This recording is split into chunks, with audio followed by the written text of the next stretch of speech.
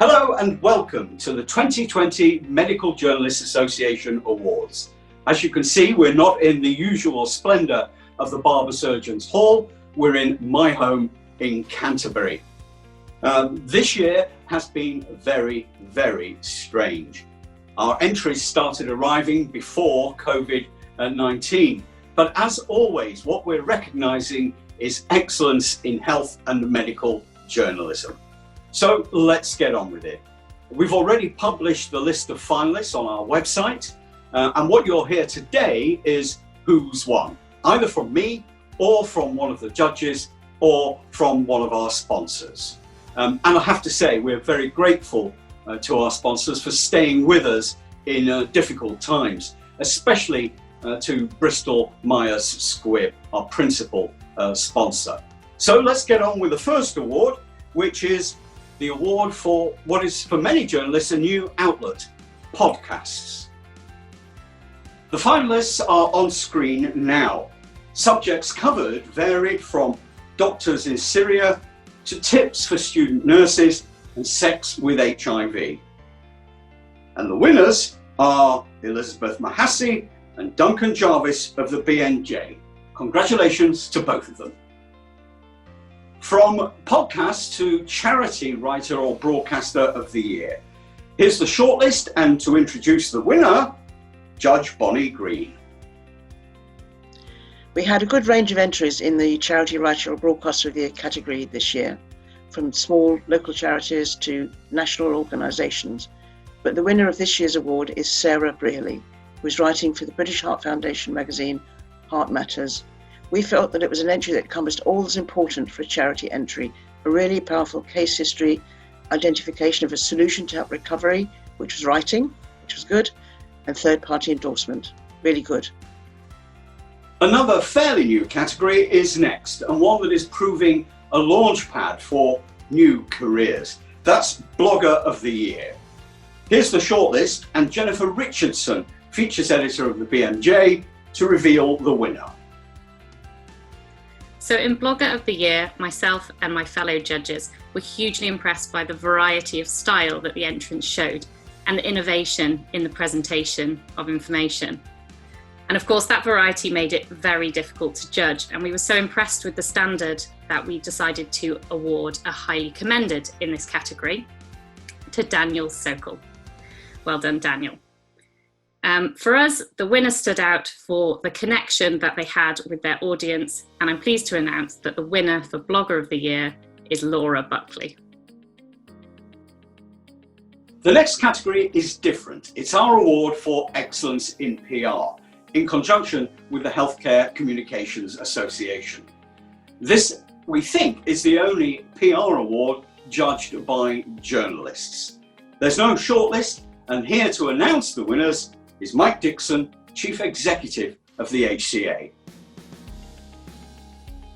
Journalists and PRs have a healthy, independent, yet symbiotic relationship. Journalists often tell us there's nothing more frustrating than bad PR approaches, but they really appreciate it when the approach is right and of value. The Healthcare Communications Association is therefore delighted to support this prestigious award, which aims to recognise and champion those who get it right, so hopefully others can learn what best practice looks like. Congratulations to all who entered this year, as it was a strong year again this year. But the winner is the Cystic Fibrosis Trust. Congratulations to them. Judges said this entry stood out, deploying every weapon in the armoury to keep a focus on the desperate needs of one group of patients. It was nimble, committed, and it gave journalists what they wanted. A good story. From PR to new beginnings, and our award for Newcomer of the Year. And to announce this, a familiar voice from someone who was once, believe it or not, a newcomer. Adam Brimelow, once of the BBC, and now head of comms at NHS providers. It was really encouraging in this newcomer category to see a selection of pieces where they'd stepped into big stories and handled them with real authority, ensuring a strong impact and often taking the agenda forward. We chose the winner because her writing was excellent and addressing difficulties encountered by manufacturers, wholesalers, retailers, clinicians, and above all, the women whose HRT treatment was disrupted. And that winner is Eleanor Hayward from the Daily Mail. An encouraging sign of the times is that all three finalists for our next category, Regional Reporter of the Year, submitted investigative reports. To tell you which of the three has won, here's Kate Sidwell, who many of you will remember as Head of PR at Cancer Research UK. The standard of entries this year was so high, we had a real job narrowing them down, but we did. We chose a winner, and the winner we chose is a fantastically talented investigative journalist. The piece that we've chosen started life as a regional piece and went global. Truly well-deserved win, and the winner is Matthew Hill. Next is a very special award named after an eminent member of the MJA. Of course, it's the David Delvin Award for reporting on sex and sexual health. And here to tell you who's won is Christine Webber. My husband, Dr. David Delvin, was a former chair of the Medical Journalists Association. Indeed, he was on the committee for some 40 years. So when he died in 2018, it seemed a natural thing to set up an award in his name. And I liaised with the MJA about that, and we decided to have it for work in the area of sexual medicine and relationships, which were the areas he was most keenly interested in. I know he would have been delighted with the quality of the entries this year. We have an excellent, highly commended, for a very intriguing piece, and that was by Frankie Cookney. And I think David would be particularly delighted that the winning entry was a film all about STIs and about appropriate care and safe care and non-judgmental care for people who have a sexual health problem in that way. A really excellent piece, and I'm delighted therefore to award the Dr. David Delvin Prize for 2020 to Jonathan Gibson. Another important aspect of health, mental health. Judge Marjorie Wallace, the Chief Executive of SANE, said she was delighted with this year's entries. True campaigning journalism still thrives. To announce the winners, Ashley Rees, co-lead on Health for Edelman, our sponsors for this award. Edelman are delighted to be supporting the MJA Awards for the third year running. And this year, we are particularly proud to be sponsoring the Mental Health Story of the Year Award. This is a time when excellence in health and medical journalism is needed more than ever. And encouragingly, we are seeing in our Edelman Trust Barometer that trust in media is rising. The topic of mental health is one that is close to our hearts and even more critical given the current pandemic. So without further ado, I'm happy to announce one highly commended in this category, Nick Triggle, health correspondent at the BBC. And the winner is a team entry from Sky News, correspondent Paul Kelso, producer Rachel Lucas, and editor Emily Dumas. Congratulations. Many health and medical journalists are freelance nowadays, and so our next award is both popular and significant. Here to tell us who's won the Freelance of the Year is Judge Mark Purcell of Jonathan Street PR. As always, a very, very strong field for this category. That's health freelancers. And I'm with great pleasure, I can announce the winner is Caroline Scott. She wrote a variety of stories which were compelling, entertaining, and most importantly, informative to the readers. And she's a very, very deserving winner. Case studies are, of course, the lifeblood of health journalism, and it's not surprising that this award always has a strong entry. Powerful, insightful, hard-hitting, compassionate were the words that judges used to describe this year's entries. Here's the shortlist. Highly commended were Asma Day and Amy Packer. And the winners were Dominic Hughes, Leslie Day and John Boone for their report on motor neurone disease on the BBC 6 o'clock news. Many congratulations. Next is our award for Broadcast Feature of the Year. Stem cells, mental health, transplants, vaping. A pretty eclectic mix. Here to tell us who's won is Amelia Canner, Communications Director of MSD, the sponsors of this award.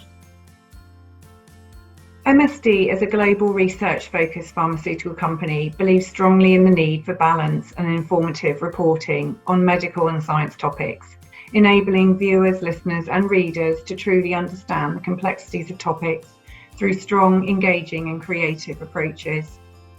So we're really pleased to be continuing to support the MJA Awards this year and to be part of this year's virtual event. So on to the winner of this category, Broadcast Feature of the Year. And the winner is BBC Radio 4 Stem Cell Hard Cell, presented by Leslie Kerwin and produced by Fiona Hill by the BBC Science Unit. Huge congratulations to the winning team.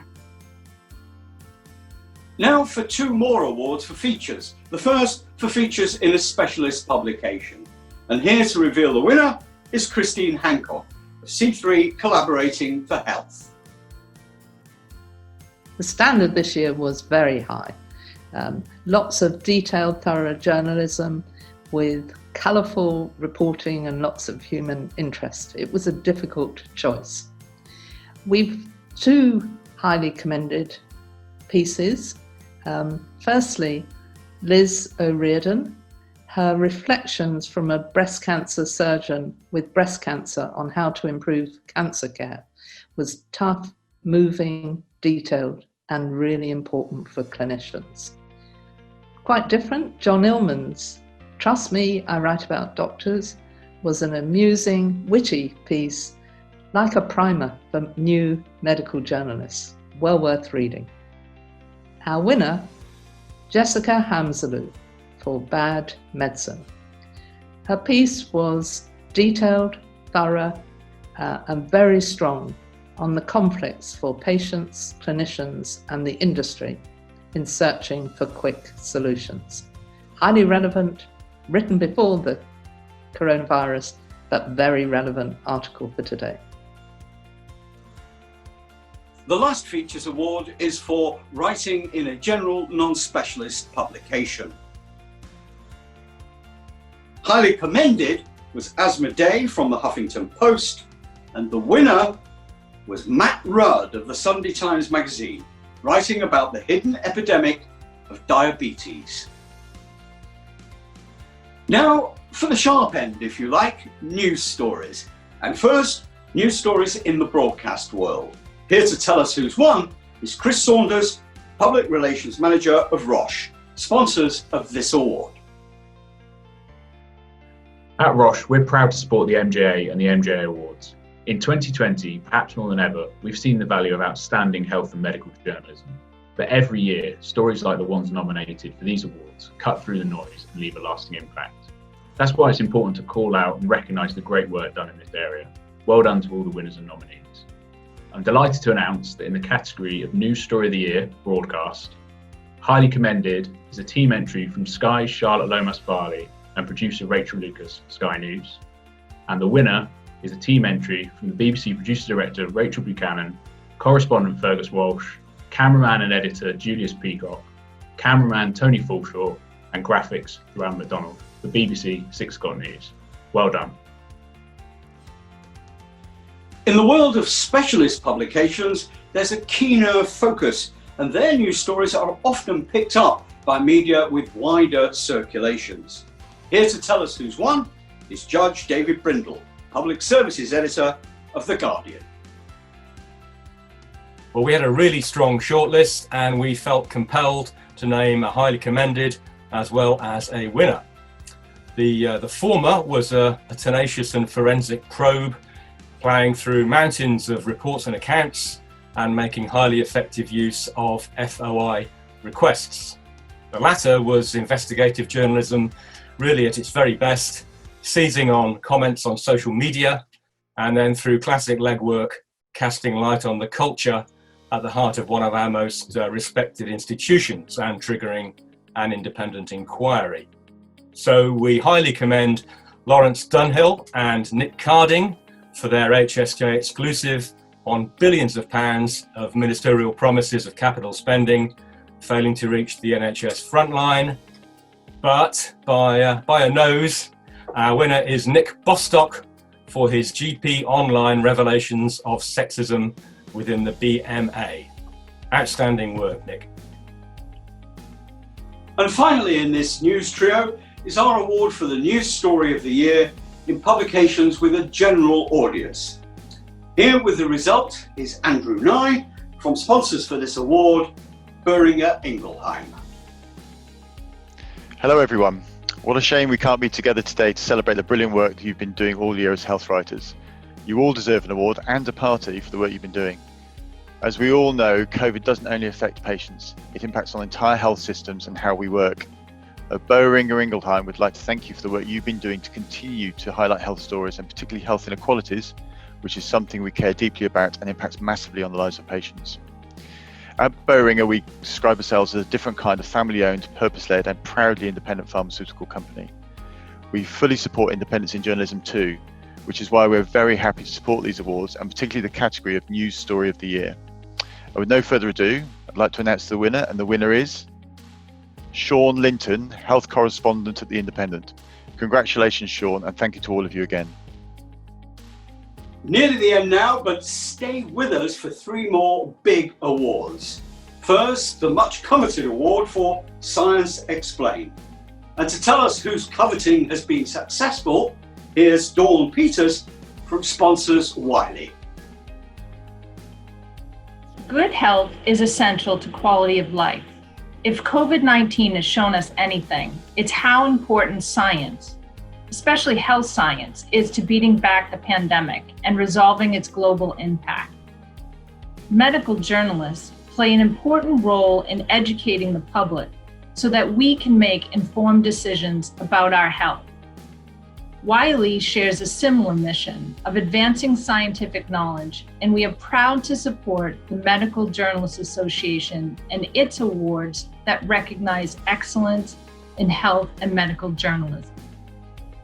In the category of Science Explained, the judges highly commended the entry from Slavea Chenkova, a healthcare correspondent at The Economist who wrote a compelling article on the dystopian future of superbugs. And the winner of the MJA Science Explained category is Claire Wilson, a reporter with New Scientist.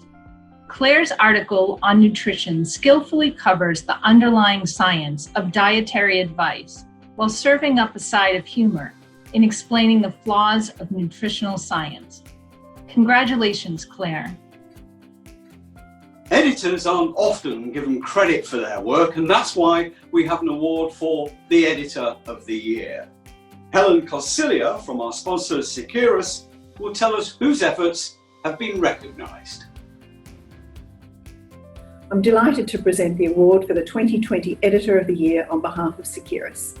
As a flu vaccine manufacturer, and at the start of a season unlike any other, where flu will likely co-circulate with coronavirus, we rely on high-quality medical journalism to cut through misinformation to deliver concise and accurate public health messages. We cannot achieve our mission to stand on the front line in support of health professionals without it. Strong ethical journalism has the power to penetrate through jargon to deliver clear and concise messages that can protect public health. This is great work and must continue. I'm proud to give the award to Jamie Kafash, editor of Pulse magazine. Congratulations, Jamie. And now for the biggie, our award for the outstanding contribution to health and medical journalism of the year. You can't enter this award. All the judges select from the winners of all the individual categories, la creme de la creme. The finalists are Rachel Buchanan, Fergus Walsh, Julius Peacock, Tony Falshaw and Joanne MacDonald for their report on the BBC 6 o'clock news on the separation of conjoined twins. Jonathan Gibson for his report on BBC Inside Out on the backstreet trade in STI treatments. And Sean Linton for his report on the largest maternity scandal in NHS history in The Independent. And the winner is Sean Linton.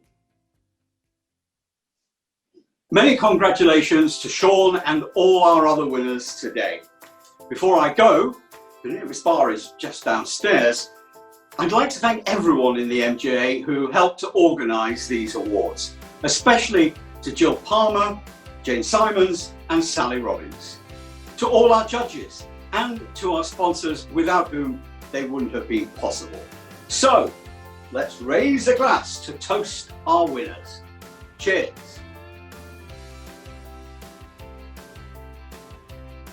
COVID allowing, we hope to see you all in person in the new year to raise another glass or two to toast the winners of the 2020 Medical Journalists Association Awards.